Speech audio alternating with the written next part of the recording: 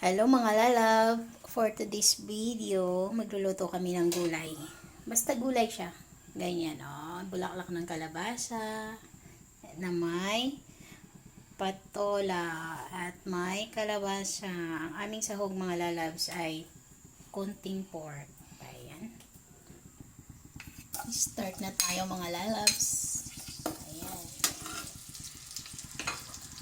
Yan, yung kawali namin hindi po madumi yan. Pinaglutuan lang yan ng pork. Ayan. Tsaka mantika na rin ng pork yan. Next is sibuyas. Igisa lang natin yan mga lalab.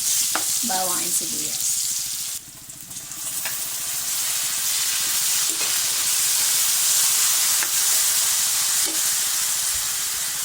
Ilagay na ang pork.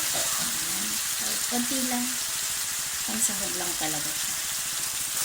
Ayun, mga lalabs. Litos-litos lang yan mga lalabs. Lagyan ng konting patis.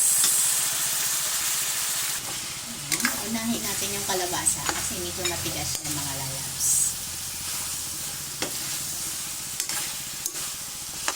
Lagyan ng konting water. Danom sa Kapampangan, tubig sa Tagalog, water in English.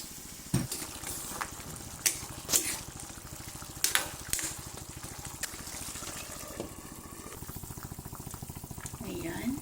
Lagyan natin ng mahiwagang pork cubes.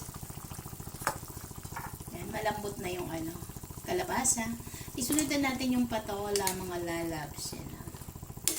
Gulay is life. Yummy, yummy na yan, mga lalabs. Gulay is life.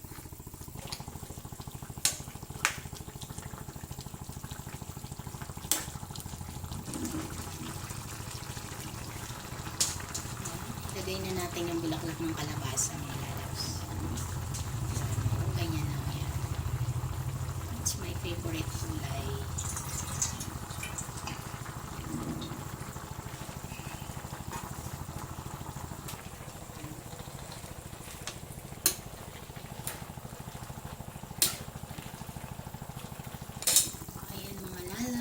Luto na po yan. Yummy, yummy na yan.